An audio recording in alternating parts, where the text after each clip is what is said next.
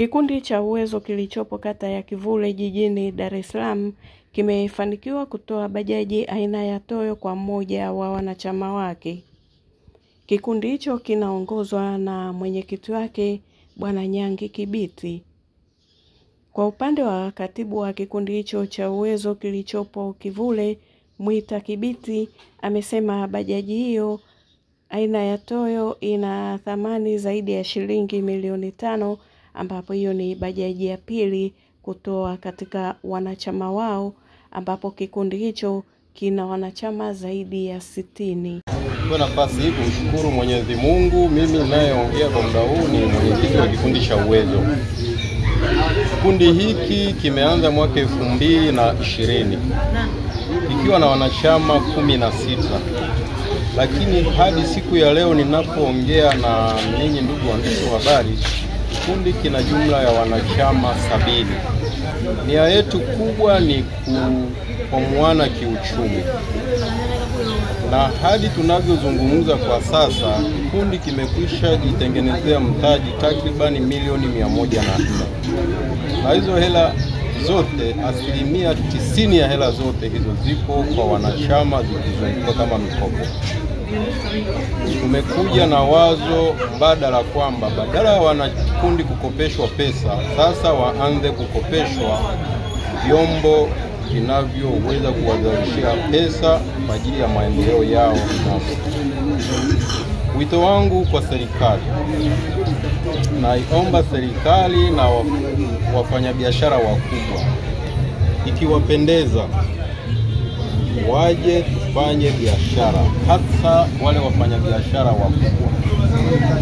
Nia yetu ni kwamba wanaweza wakawa wanatufadhili hivi vyombo, tunawapa wanachama wetu, lakini sisi tunaendelea kuwalipa kwa utaratibu ambao tutakuwa tumekubaliana. Lakini kiipendeza serikali yetu basi waje watushike mkono, maana nia yetu ni njema ya kuwakwamua wanachama wetu. Pia niongezee, haya mafanikio machache mnayoyaona, mengine makubwa yanakuja. Tayari tumekwisha kuandaa duka la kikundi na muda wowote litazinduliwa kwa ajili ya kufanya kazi. Majina yangu naitwa Ayubu Ezekiel Naftali, ni msimamizi wa vikundi. Kikundi cha Uwezo ni msimamizi, lakini pia ni mshauri kwao, na ni kikundi ambacho kimeanza muda mchache, lakini wamekuwa na mafanikio makubwa. Kama mnavyoona, watu wamefadhiliwa, wameweka kuku, wengine kama hizi Toyo mnazoziona wamenunuliwa, lakini pia na wengine wana miradi mbalimbali ambao sasa wanaendelea kufadhiliwa. Nawapongeza sana kikundi hichi, hasa mwenyekiti wao Nyangi Kibiti, mzee mshauri JP Gasaya, kile ambacho kinaendelea vizuri. Kwa kuwa amekuwa na mambo ya uwazi, ukweli, na ndio maana kimeweza kuwa na mafanikio makubwa. Wito wangu ni kwamba hasa wale ambao tunakuwa viongozi wa vikundi, tujitahidi sana kwa waaminifu. Tuendeshe mambo yetu kwa uwazi na ukweli, kama mnavyoona huku. Mambo yanaendeshwa kwa uwazi na ukweli, lakini pia kusimamia mikakati na mipango ile ya wanachama ambayo wanahitaji. Ndio wito wangu. Sasa hivi vikundi ndio mkombozi. Ndio kwenye kikundi na mafanikio mengi. Unapata elimu, unapata vitu kama hii, lakini pia unabadilishana mawazo na uzoefu.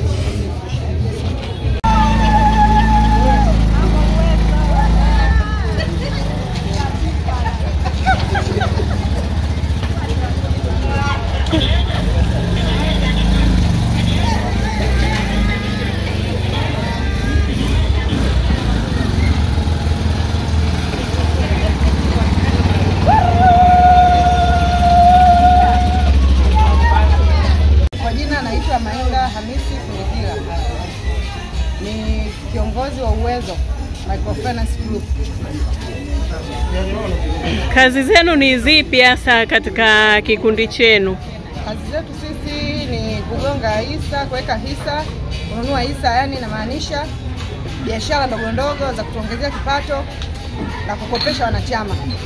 Leo tunaona mmekabidhi Toyo kwa mwanachama wenu, lakini ghafla imeingia Toyo nyingine. Hii nayo ni ya kwenu? Zote hizo ni za kwetu, yani hayo ni mambo ya Uwezo. Yaani mambo ya uwezo, na hapo tunasema kwamba hapo ndo gari limewaka. Mambo yanaendelea, yani mapambano yanaendelea. Tushakabidhi toyo 2, tushakabidhi bajaji. Na bajaji ile pale? Hapana, bodaboda. Kuna mwanachama tulimkabidhi wiki iliyopita bodaboda. Kwa hiyo tunaendelea kukabidhi watu wengine wako kwenye foleni. Kuna watu wanaohitaji bajaji, watu wanaohitaji kenta, wote hao tunadili nao. Siri ya mafanikio yetu sisi ni kujituma kwanza katika kufanya kazi. Ni kweli kikundi chetu tunajitahidi katika utendaji wa kazi na kuweza kupata pesa za kuweka hisa. Kwa hiyo tunamshukuru Mwenyezi Mungu. Yaani leo kama nitakutana na Mama Samia, nitamuomba kwa kweli aje atusaidie kuwekeza kidogo katika pesa katika kikundi chetu ili tuweze kujinufaisha, kwa sababu uwezo sisi kauli yetu mbiu ni kuondoa umaskini. Kwa hiyo kama tutapata mfadhili wa kuweza kutuwekezea pesa ili tuweze kujinufaisha na wengine waliobakia wakiwa na mahitaji tuweze kunufaika na kikundi chetu cha uwezo. Nashukuru leo kwa kukabidhiwa chombo hiki kwa ajili ya kufanya kazi, kwa sababu na mimi shughuli zangu za ujenzi naona chombo kitanisaidia sana. Kwa hiyo nashukuru sana uwezo kuweza kunifanikishia ndoto yangu ambayo nilitafuta kwa muda mrefu. Leo nimefanikiwa. Kwa hiyo nafurahi sana. Nashukuru sana nani yangu kikundi changu cha uwezo kwa kunifanikishia hili jambo. Labda unato gani sasa kwa wanachama wengine ambao wako nje na uwezo ambao wanataka kujiunga ili wapate mafanikio au mchakato wa mafanikio? Mimi wito wangu kwa watu wengine wajitahidi kujiunga na kikundi chetu cha uwezo ili wafanikiwe kama tunafanikiwa sisi, wasiogope na sione aibu. Hiki kikundi chetu sio cha utapeli wala sio cha uongo, ni kitu ambacho kipo ni cha kweli. Wito wangu kwa serikali, naomba iangalie sana vikundi vyetu vidogo vidogo hivi ili viweze kutusaidia kuendelea kutumia nyumba. Mimi naitwa Nosha Kasera Samburu, ni miongoni mwa kikundi cha uwezo, mwenyekiti msaidizi wa kikundi cha uwezo. Ukweli kwamba kikundi cha uwezo kinafanya mambo makubwa. Kwanza kimekabidhi toyo, natoa ushauri kwamba toyo ya pili ipo hapo mnaiona inafanya kazi. Kwa hiyo nashukuru Mungu kwa kikundi hiki. Hadi kwamba atakuwa mwaminifu kwa kurudisha marejesho ili wengine nao waweze kupata chombo kama hiki. Naona chombo cha pili tena kimeingia. Kwa hiyo tunashukuru kikundi hiki, na alika watu wengine waje tujiunge kwa ajili kusaidia wanyonge kama sisi. Tangu ukabidhiwe toyo una muda gani? Na mwezi mmoja na wiki mbili. Maendeleo unayaonaje tofauti na ulivyokuwa huna toyo? Maendeleo sio haba. Napata chakula cha nyumbani, napata na rejesho la kurudisha kwenye kikundi. Kuna wengine wanaogopa kukopa, unawaambia nini? Anasema kwamba wasiwasi wako ndio umaskini wako. Kwa hiyo wewe usiogope. Huyo anayeogopa sio muaminifu kurudisha. Katika sio muaminifu kurudisha, hawezi kukopa kukopa. Ni washukuru wanachama wa kikundi cha uwezo. Ni washukuru viongozi wa kikundi kwa namna ambavyo mmekuwa mnajitolea kusukuma ili gurudumu la uwezo mbele. Amen. Kipekee kabisa ni mshukuru mama yetu ndugu mtendaji wa mtaa wa Kivule. Pale anapohitajika kama mtendaji anafika kwa wakati wala haweki sababu. Amen. Nitambue kwa majina viongozi wa kikundi. Mimi nazungumza nanyi ni mwenyekiti wa uwezo Nyangi Kibiti.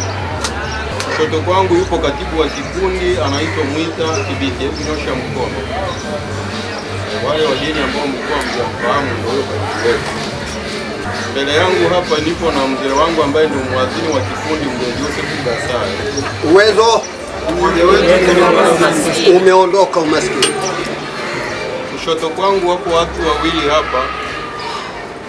Hawa ni watu wanaotuhifadhia kumbukumbu za vitabu. Wa kwanza ni Mainda Kulikia. Mmoja wetu ni Fatia Fatuma. Mmoja wetu ni Maskini.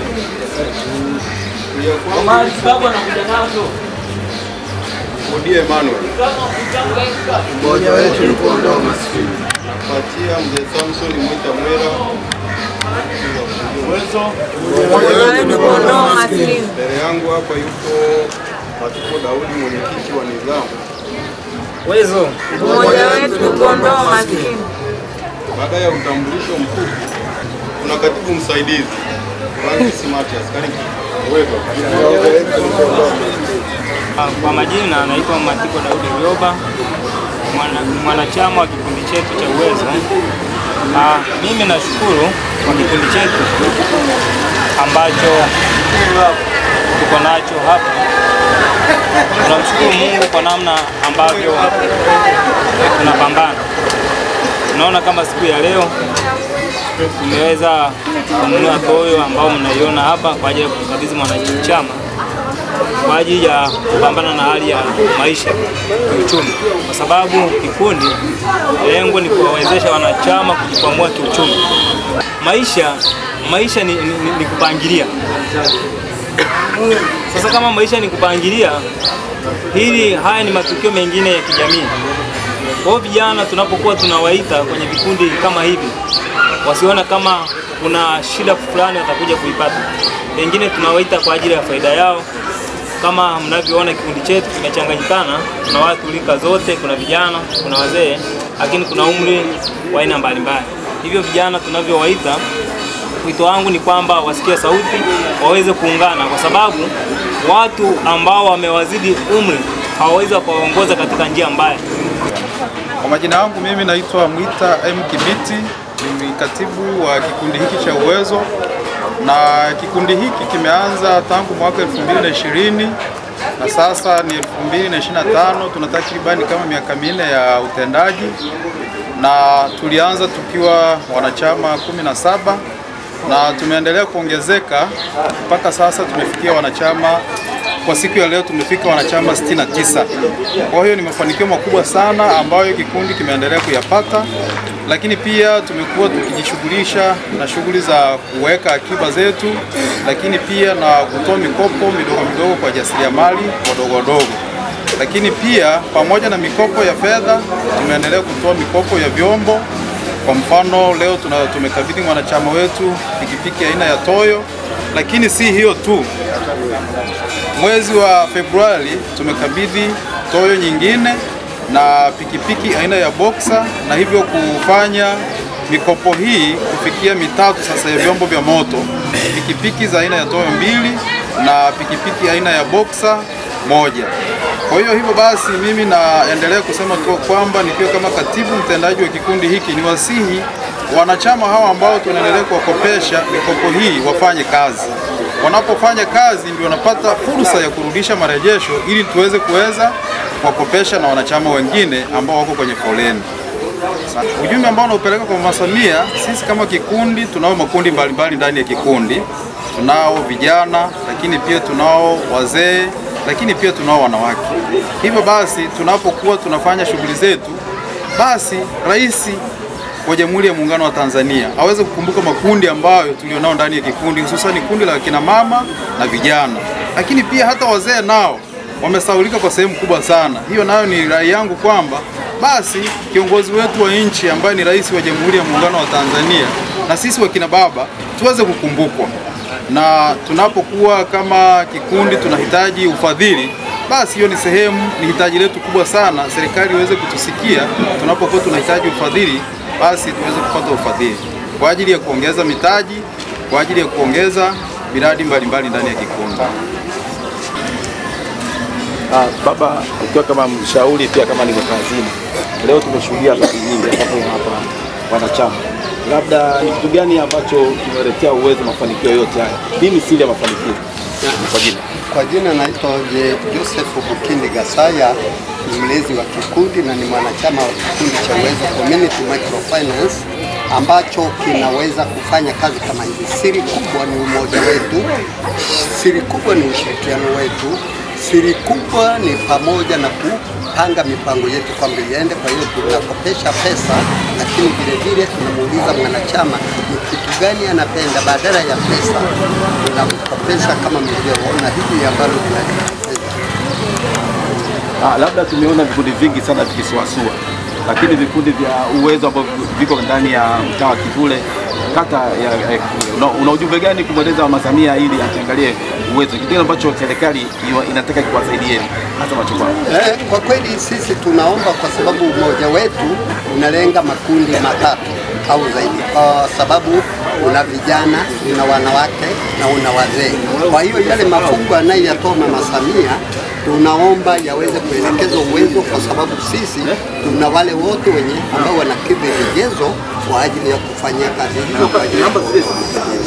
Kwa hiyo letu kubwa ni kwamba na vikundi vingine viige mfano wetu, kwa sababu sisi tunakuwa na usimamizi ulio bora ambao unakuwa unakubaliana na wanachama wote ambao tunatoa maamuzi kupitia na mikutano yetu au vikao vyetu ambavyo ni vya kikatiba. Kabla thamani ya toyo ni shilingi thamani yake? Toyo hii ni shilingi milioni 6 na laki mbili. Imetoa uwezo ndio imetoa kwa ajili ya mwanachama. Sasa mwanachama atakuwa anarejesha kulingana na shughuli zake anazozifanya. Wito wako ni nini? Kuna baadhi ya wanachama na wengineo wanaenda kukopa sehemu nyingine, wanapata tabu sana kufilisiwa. Hii kwenu ikoje uwezo?